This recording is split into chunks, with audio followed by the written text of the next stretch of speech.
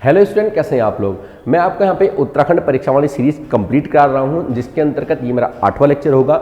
Last lecture के अंदर आपको मैंने कत्यूर वंश की बेसिक बातें बताई थी और कत्यूर वंश के जो राजा थे उनके बारे में जो उनकी महत्वपूर्ण उपलब्धियां थी वो मैंने आपको समझाई थी। ठीक है, उसी क्रम में अब इसको थोड़ा हम आगे बढ़ाते हैं। मैंने कल आपको यहाँ पे एक राजा का नाम बताया था, कत्यूर वंश के एंड का राजा था, उसका नाम था प्रीतम देव। देखिए यहाँ पे प्रीतम देव की जब मैं बात करता हूँ, इस प्रीतम देव की एक लड़की हुआ करती थी जिसका नाम था जिया रानी, जिसका नाम था जिया रानी। ठीक है, देखिए जिया रानी के बारे में आपसे पेपर में क्वेश्चन पूछता है तो पहले आपको यहाँ पे इसके बारे में 3 बात आपको पहले ध्यान रखनी है। जिया रानी के बारे में 3 बातें। पहला क्या, इसका एक बचपन का नाम था, बचपन का नाम इसका हुआ करता था। ठीक है, देखिए बचपन का जो नाम था इसका वो था मौला देवी। बचपन का नाम सर कौन सा होता है, जो नाम पंडित रखता है। ठीक है, पंडित जो नाम रखता है उसे हम बोलते हैं बचपन का नाम। बचपन में ही इसके गांव के लड़कों ने इसका नाम बिगाड़ दिया। ठीक है, जिया रानी का नाम जो है इनके गांव के बच्चों ने इनका नाम बिगाड़ दिया, तो इनका कुछ हम इनको अन्य नाम बोल सकते हैं, अन्य नाम। ठीक है, अन्य नाम में इनको भैया गांव के लोग, इनका गांव के जो बच्चे थे साथ में, वो इनको प्योला या पिंगला बोलते थे, पिंगला। ठीक है, प्योला या पिंगला नहीं कहते। ठीक है, लेकिन बाद में जाकर के इन्होंने बहुत बड़े बड़े कारनामे किए। ठीक है, इस वजह से इनको कुछ उपाधियां मिली या इनके कुछ उपनाम है, आप ऐसा कह सकते हो, उपनाम। ठीक है, उपनाम है, तो उपनाम में इनको उत्तराखंड की लक्ष्मीबाई कहा गया। ठीक है, इनको बेटे क्या, उत्तराखंड की लक्ष्मीबाई इनको कहा गया। मूल रूप से ये कुमाऊं की थी। ठीक है, मतलब कुमाऊं में इन्होंने इधर किया था, तो इनको कुमाऊं की लक्ष्मीबाई भी कहते हैं। कुमाऊं की इनको लक्ष्मीबाई इनको कहा जाता है। ठीक है, इसके पीछे के रीजन क्या थे हम आपको बात करते हैं। ऊपर से देखिए यहाँ पे इनको कुमाऊं की न्याय की देवी भी कहा जाता है। इनको कुमाऊं की न्याय की देवी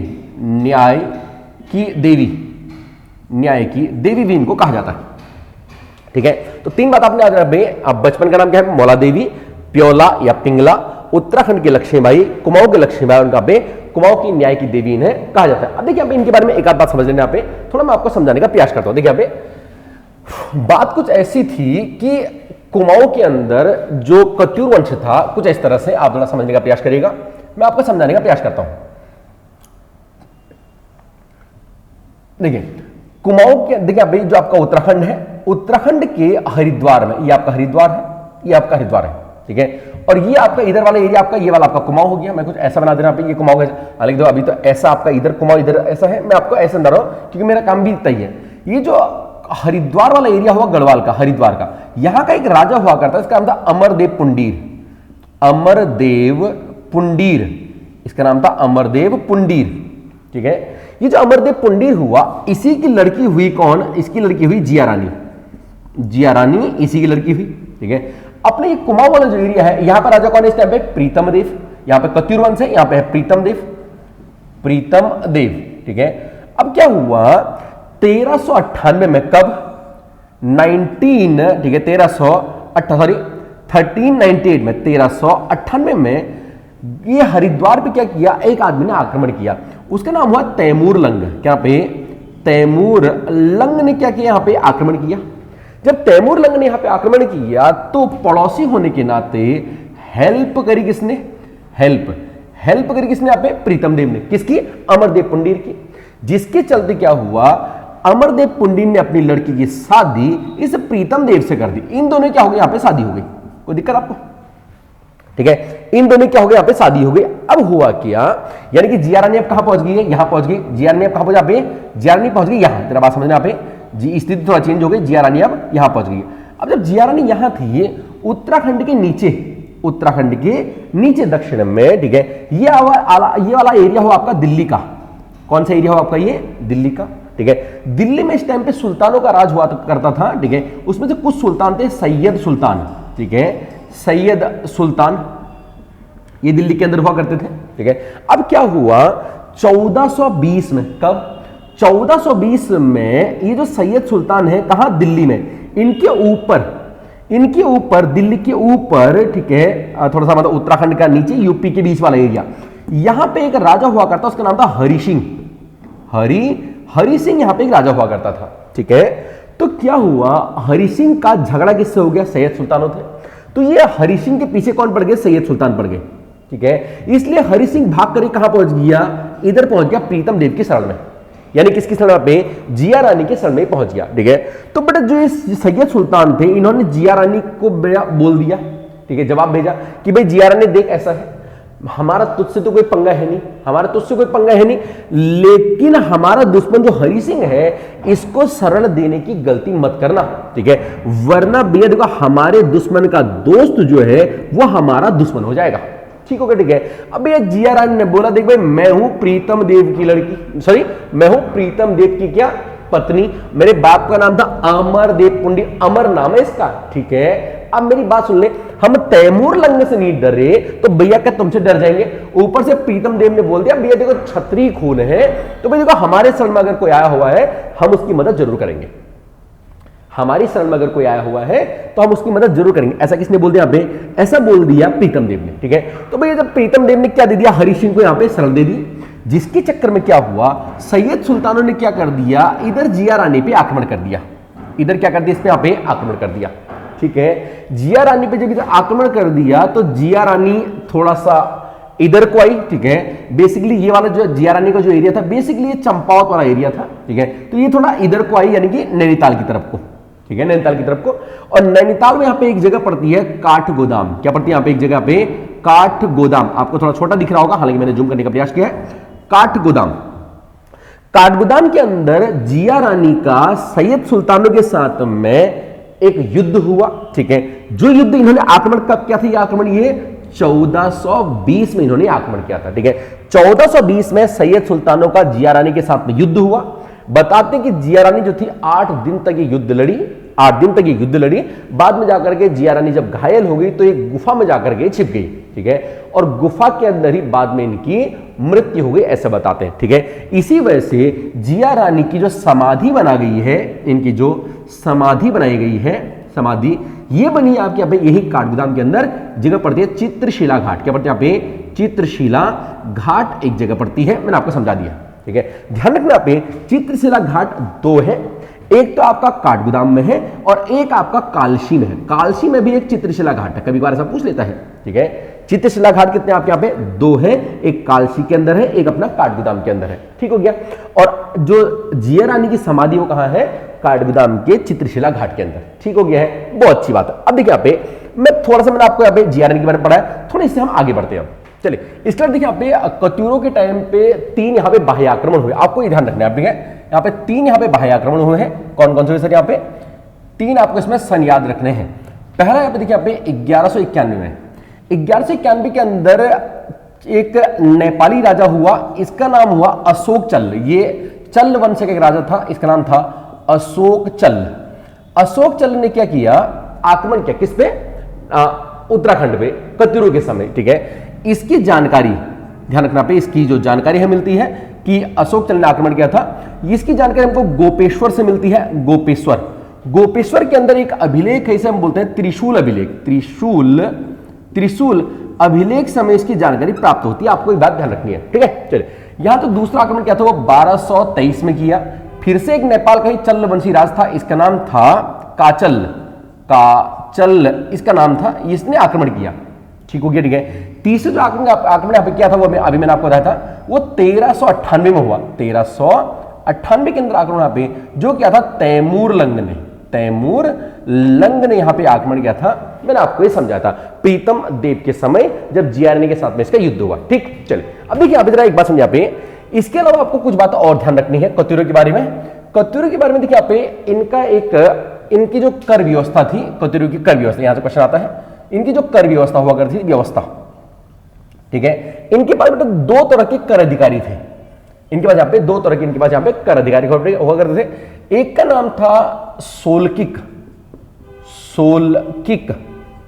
ठीक है। इस सोलकिक को भोगपति भी कहते थे, भोगपति, ठीक है। बेसिकली कौन था, ये कर वसूलने वाला एक अधिकारी था, कर वसूलने वाला अधिकारी, वाला ये एक अधिकारी हुआ करता था। एक बात आप ये ध्यान रखना पे, जो हमें जो उत्तराखंड का लिखित इतिहास प्राप्त होता है वो चंदों के बाद प्राप्त होता है, इसलिए कत्यूरों का इतिहास थोड़ा ऐसे बिखरा हुआ इतिहास है। ठीक है, तो जो बिल्कुल प्रमाणिक चीजें हैं वही आपसे पेपर में पूछती हैं। ठीक है, बाकी कहीं पे कुछ ऐसा अनुमान से लिखा होगा तो पेपर में आपसे पूछा जाएगा नहीं। ठीक है, तो एक कौन था पे सोलकी, इसे भूपति कहते हैं। दूसरा एक हुआ था पे भट्ट।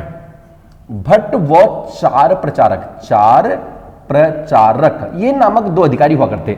एक भट्ट हुआ करता था और एक चार प्रचारक। ठीक है, भट्ट और चार प्रचारक नामक दो अधिकारी जो हुआ करते, ये क्या काम करते थे, जरा ध्यान से सुन लेना। ठीक है, ये क्या पे, ये लोगों से बेगार, ये लोगों से बेगार, बेगार आप जानते हो, बेगार बोले तो आप इसे बोलते हैं बिना पैसे के काम करवाना। ठीक है, बिना पैसे के जो काम करवाने वाले लोग होते हैं उन्हें बेगार कहते हैं। ठीक है, या फिर इसी को बोलते हैं विष्ट, इसी का मतलब बेगार को विष्ट या इसे विष्टि कहा जाता है। ठीक है, तो ये जो भट्ट और चार प्रचारक थे ये लोगों से बेगार या विष्ट क्या करते थे, वसूलते थे का मतलब क्या हुआ, मतलब बिना पैसे के आज इससे काम करवाना है, आज उससे करवाना है, आज उससे करवाना है, तो ये इससे वसूलते थे। इनको था भट्ट व चार प्रचारक। ठीक है, देखिए इसके अलावा आपका कत्यूरों के बारे में आपको कुछ बातें और आपको यहां पे ध्यान रखनी है। पहली बात, कुछ बातें दिखा पे, इनका जो प्रमुख देवता हुआ करता था। ठीक है, कत्यूरों का जो प्रमुख देवता हुआ करता था इसका नाम था कार्तिकेय। कार्तिकेय इनका प्रमुख देवता हुआ करता था, आपको ध्यान रखना है। ठीक है, देखिए दूसरा, क्योंकि कार्तिकेय हम जानते हैं ये भगवान शिव का पुत्र है, इसलिए कत्यूरों का जो धर्म था वो शैव धर्म हुआ करता था, मतलब बेसिकली को हिंदू धर्म से ये लोग संबंध रखते हैं। दूसरी बात देखिए यहाँ पे, कत्यूरों की जो राजभाषा होती है, राजभाषा, कत्यूरों की जो राजभाषा यहाँ पे, ठीक है, वो इनकी संस्कृत हुआ करती है। संस्कृत राजभाषा क्या होता है, जिसमें ये लोग अपना कामकाज करते हैं, सरकारी जो कामकाज होता है, हालांकि उस टाइम पे ऐसी कोई व्यवस्था थी नहीं, लेकिन जो कामकाज अपना जो करते हैं ये लोग, लिखा पढ़त वाला काम, वो संस्कृत भाषा होता है। लेकिन इनकी जो जनभाषा है, इनकी जो जनभाषा क्या होती है, जो साधारण लोग की जो बोलचाल की भाषा होती है उसे बोलते हैं जलभाषा। ठीक है, जलभाषा के रूप में ये लोग क्या करते थे, ये लोग प्राकृत भाषा का प्रयोग करते थे। प्राकृत भाषा का ये लोग प्रयोग क्या करते हैं, मैंने आपको ये समझा दिया है। ठीक है, और कुछ मामलों में पाली भाषा, पाली और प्राकृत। एक बात देखिए ध्यान रखना, जो पाली भाषा है, पाली भाषा का ही अगला रूप क्या हुआ, प्राकृत हुआ। तो पाली भाषा को हम क्या बोलते हैं, इसे प्रथम प्राकृत कहा जाता है। प्रथम प्राकृत भाषा इसे बोलते हैं। द्वितीय प्राकृत कौन सी होगी आपकी, अभी प्राकृत। ठीक है, देखिए पहली आपकी होगी पाली, पाली के बाद आपके यहाँ पे प्राकृत आई, हम तो ये जानते हैं। फिर आए आपके यहाँ पे अपभ्रंश, अपभ्रंश, फिर आए आपके यहाँ पे अपभ्रंश, यहाँ पे फिर आपके यहाँ पे अवहट्ट आई, अवहट्ट, इनको छोड़ते हैं यहाँ पे। देखिए तो सबसे पहले कौन सा यहाँ पे प्राकृत आई, मतलब पाली आई। पाली को बोलते हैं प्रथम प्राकृत। जो प्राकृत भाषा है इसे हम बोलते हैं द्वितीय प्राकृत। ठीक है, इसे हम बोलते हैं यहाँ पे द्वितीय प्राकृत, ये अपनी सेकंड प्राकृत भाषा है। और अपभ्रंश को बोलते हैं तृतीय प्राकृत, थर्ड प्राकृत इसे कहते हैं। ठीक है, तो इसका मतलब क्या होगा, देखो यहाँ पे ये प्राकृति है, यानी कि ये प्रथम प्राकृत है, द्वितीय है, ये तृतीय है, ये प्राकृत का थोड़ा सा व्यवस्थित रूप है, अच्छा वाला रूप है। ठीक है, तो इनकी जो भाषा है देखिए यहाँ पे वो आप प्राकृत भाषा है, मैंने बोल दिया है। ठीक है, और कुछ मामलों में आप इसको यहाँ पे पाली भाषा भी आप कह सकते हो, क्योंकि पाली के आपके प्रथम प्राकृत है, ये पाली। इतनी बात आपको समझ आ गई है। चलिए देखिए यहाँ पे एक बात यहाँ पे आप यहाँ पे और ध्यान रखना, पे कत्यूर वंश के अंदर 3 राजा ऐसे हुए जिन्होंने कोई उपाधि धारण नहीं करी। कत्यूरों की बेसिकली जो उपाधि होती थी, हाँ आपसे पेपर पूछता नहीं है, कत्यूरों की जो उपाधि होती थी, उपाधि, इनकी उपाधि थी परम भट्टारक, परम भट्टारक, महाराजा धीराज, परम भट्टारक, महाराजा धीराज। ठीक है, इनकी उपाधि हुआ करती, मैंने आपको ये समझा दिया। अब देखिए अभी आपसे पूछेगा नहीं, लेकिन यहाँ पे 3 राजा ऐसे हुए जिन्होंने कोई उपाधि धारण नहीं करी। सर वो 3 राजा कौन कौन से? पहला राजा, ठीक है, पहला जो राजा हुआ उसका नाम है त्रिभुवन राजदेव, त्रिभुवन राजदेव, ये पहला राजा हुआ। दूसरा राजा यहाँ पे निम्बरदेव, निम्बरदेव, इसने कोई उपाधि धारण नहीं करी। ठीक है, तीसरा जो आपका पे सलोड़ादित्य, सलोड़ादित्य। इन 3 राजाओं ने यहाँ पे कोई उपाधि धारण यहाँ पे नहीं करी। ध्यान रखना पे, देखिए आपको अगर आप थोड़ा आपको लिंक बनाना हो तो त्रिभुवन राजदेव बेटा ये 3 से आ रहा है, निम्बर ये 9 से आ रहा है, और ये सलोड़ा आप ये 16 से आ रहा है। तो 3, 9, 16 इस तरह के जो नाम वाले हैं इन्होंने यहाँ पे कोई उपाधि धारण नहीं करी है। मैंने आपको एक बात ये समझा दी। ठीक है, चलिए अब देखिए यहाँ पे देखिए इसके अलावा जो कुछ कत्यूर हुआ करते थे, ठीक है, ये परम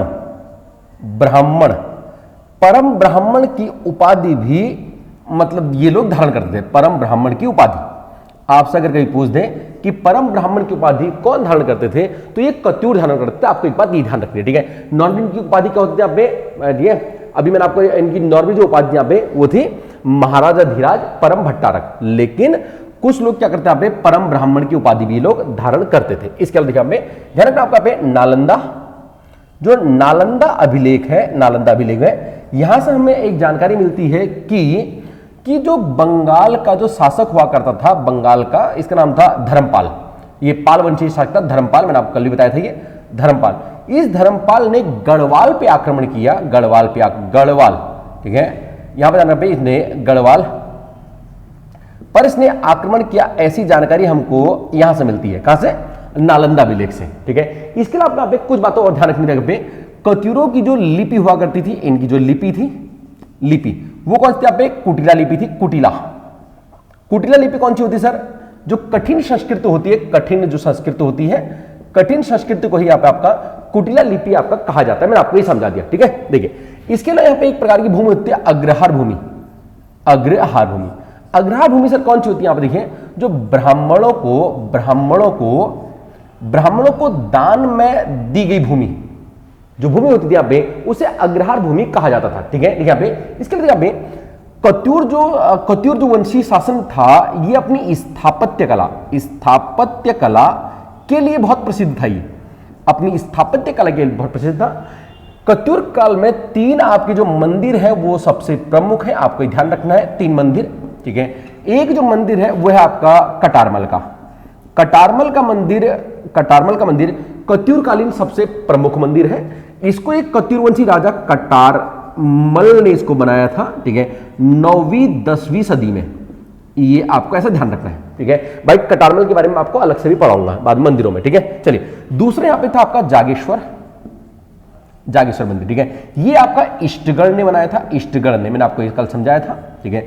और तीसरा मंदिर यहाँ पे बैजनाथ का मंदिर यहाँ पे, ठीक है। ये मंदिर आपका भूदेव ने बनाया था, आपको ये बात आपको थोड़ी यहाँ पे ध्यान रखनी है, ठीक है। चलिए देखिए यहाँ पे एक बात और समझना, यहाँ पे जरा आपको यहाँ पे जाना पे, जो एटकिंसन है, जो एटकिंसन है, इस एटकिंसन ने क्या किया पे, हिमालय डिस्ट्रिक्ट नामक इसने एक पुस्तक लिखी। इसने क्या कहा पे, इसने हिमालय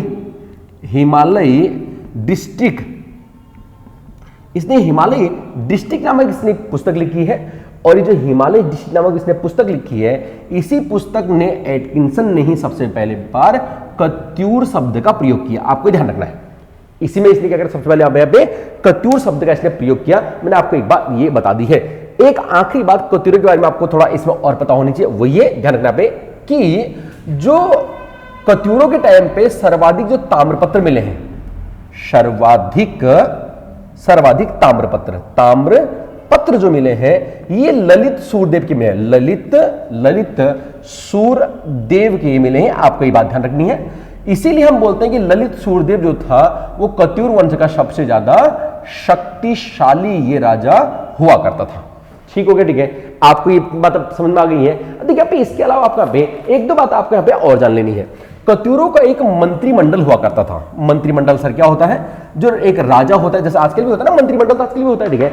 एक क्या होता है अपने यहाँ पे, जैसे एक अपना पीएम होता है, ठीक है, पीएम होता है यहाँ पे, और पीएम की सहायता के लिए इसे एक कुछ महत्वपूर्ण मंत्रियों का एक झुंड दिया जाता है, ठीक है, जिसमें लगभग 14 से 15 मंत्री होते हैं। इसी को हम क्या बोलते हैं, जो ये मंत्री होते हैं इन्हें बोलते हैं कैबिनेट मंत्री, कैबिनेट, ठीक है।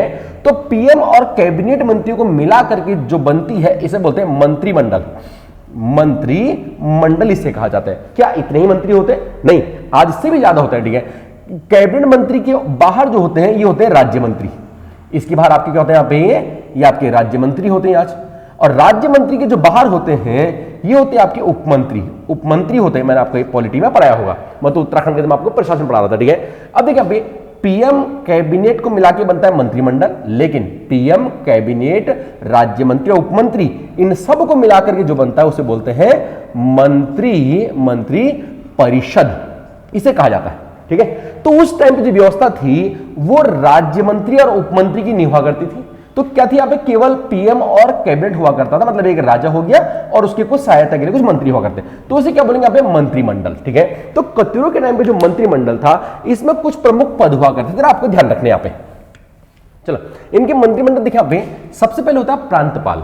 देखिए प्रांतपाल कौन होता है? प्रांत मतलब होता है राज्य यानी कि सीमा। ठीक है, तो राज्य की जो सीमा का रक्षक होता है, ठीक है, ये आपका है सीमा का रक्षक, सीमा का ये रक्षक होता है। ठीक है, मतलब जो बॉर्डर सिक्योरिटी फोर्स होती है ना, बीएसएफ जैसी, वो होता है आपका पे प्रांतपाल, उसका अधिकारी हो।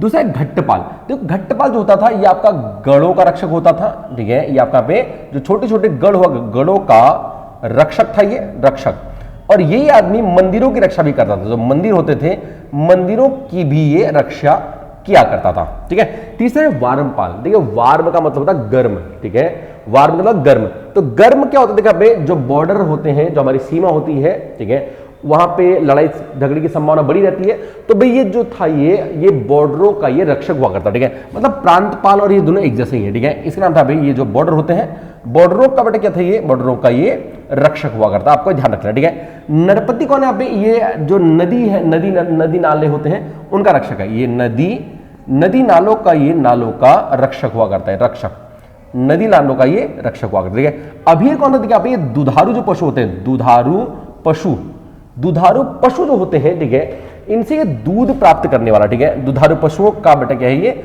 रक्षक हुआ करता है। कहीं कहीं आपको लिखा होगा, देखिए आपने दुधारू पशुओं, ठीक है, से दूध प्राप्त करने वाला रक्षक, मतलब देखा पे राजा का एक आदमी अभीर, गांव में जिसकी भी पशु जो है ज्यादा दूध देते हैं तो उनसे क्या करता है? ये दूध ले लेता है, किसके लिए? राजा के लिए। ठीक है, पैसे देता नहीं है, तो उस तरह से आप एक अधिकारी है। ठीक है, उसका नाम है अभीर। एक होता है क्षेत्रपाल। देखिए क्षेत्र का मतलब होता है खेत। ठीक है, तो कृषि अधिकारी है ये एक प्रकार का कृषि अधिकारी है, कृषि अधिकारी ये होता है। देखिए आप जो जगह आप जो तत्सम तत्व होता है ना, छ का ख हो जाता है, तो क्षेत्र क्या हो गया? यहाँ पे छ की जगह ख लगा तो क्षेत्र हो गया, फिर इसे खेत बना दिया।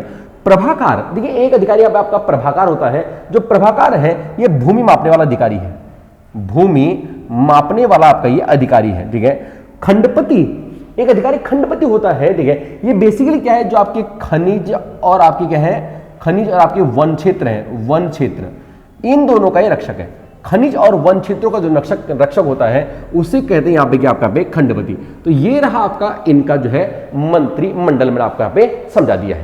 देखिए कत्यूरों के बारे में आपको एक बात और जाननी होगी यहाँ पे, वो ये कत्यूर जो थे अपनी स्थापत्य कला के लिए बहुत प्रसिद्ध थे, मैंने आपको बताया यहाँ पे। तो कत्यूरों की जो मंदिर ये लोग बनाते हैं, मंदिर, इस मंदिर की जो शैली हुआ करती थी, कत्यूरों की मंदिर बनाने की शैली, ये थी नागर शैली। आपको ध्यान रखना पे नागर शैली। ठीक है, नागर शैली बेटा क्योंकि कत्यूरों की मंदिर इसलिए इसको कत्यूरी शैली भी कहते हैं। कत्यूरी शैली, बातें कही है, कत्यूरी शैली। ध्यान रखना जो मंदिर बनते हैं बेसिकली वो तीन शैलियों बनते हैं। एक आपकी होती है नागर शैली, दूसरी आपकी होती है द्रविड़ शैली, और तीसरी होती है आपके यहाँ पे बेसर शैली। नागर शैली के मंदिर आपके उत्तर भारत में बनते हैं, मतलब अपने ऊपर को, कर्क रेखा से ऊपर को। ठीक है, उत्तराखंड वगैरह, दिल्ली वगैरह, इधर सब ये मंदिर बनते हैं। द्रविड़ शैली के मंदिर आपका दक्षिण भारत में बनते हैं, और बेसर शैली के मंदिर आपके मध्य भारत बनते हैं। ठीक हो गया है।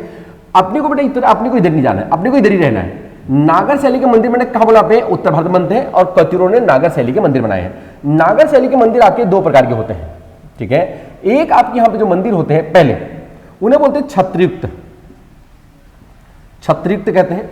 दूसरे आपके होते हैं यहाँ पे शिखर युक्त आपके मंदिर होते हैं, आपको ध्यान रखना है। ठीक है, छत्रयुक्त जो मंदिर होते हैं ये आपके लकड़ी और आपके पत्थर के बने होते हैं, कोई इश्यू वाली बात नहीं है। ठीक है, शिखर युक्त जो मंदिर है ये आपके केवल पत्थर के बने होते हैं। मतलब कैसा? ये जो मंदिर है इनका नीचे वाला हिस्सा ज्यादातर पत्थर का होता है, जो नींव होती है ये आपकी पत्थर की होती है, लेकिन जो ऊपर वाला जो हिस्सा है ये वाला हिस्सा इनका, ये आपका लकड़ी का होता है, ये आपका लकड़ी का होता है।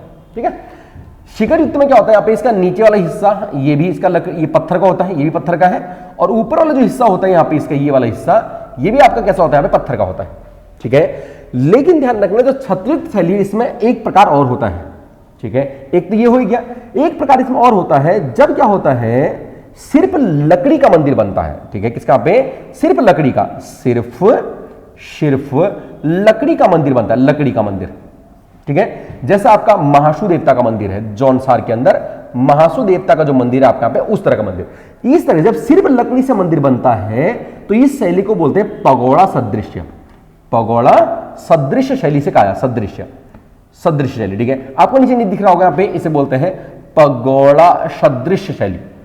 सदृश्य मतलब पगोड़ा मंदिर के समान जो शैली है उसे पगोड़ा सदृश्य कहा जाता है। इतनी बात आपको समझ में आ गई। ठीक है, तो ये है आपका यहाँ पे कत्यूर वंश का आपका यहाँ पे सेकंड लेक्चर जो मैंने आपको समझा दिया। ठीक है, कत्यूर वंश के बारे में आपको इतना ही आना चाहिए। अगर आपको इतनी बात अगर आपकी क्लियर है तो कत्यूर वंश से आप आने वाला जो क्वेश्चन है वो आपका नहीं छोड़ेगा, इतना मुझे पूरा विश्वास है। ठीक है, अगर आपको वीडियो ये सीरीज अच्छी लग रही है तो चैनल को लाइक जरूर करना इस वीडियो को। दूसरा, सब्सक्राइब किए बिना जाने की तो नहीं सोच रही हो ना, चले तो गई नहीं हो, अभी यही हो ना। बट अगर अभी तक यहाँ बैठे हो, आपको लग रहा है कि ठीक है, तो चैनल को सब्सक्राइब जरूर करना, और आपको वीडियो लग रहा है कि आगे चलनी चाहिए तो थोड़ा अपना भी हमको सपोर्ट करना, वीडियो को 2-4 लोगों तक पहुंचा देना, ज्यादा नहीं तो 2-4 लोगों तक आप इस वीडियो को जरूर से पहुंचा दें, जब भी जाकर के चीजें चलेंगे। ठीक है, चलिए, सब्सक्राइब किए बिना जाने का नहीं है और शेयर जरूर करने का। थैंक यू, शुक्रिया, ऑल द बेस्ट।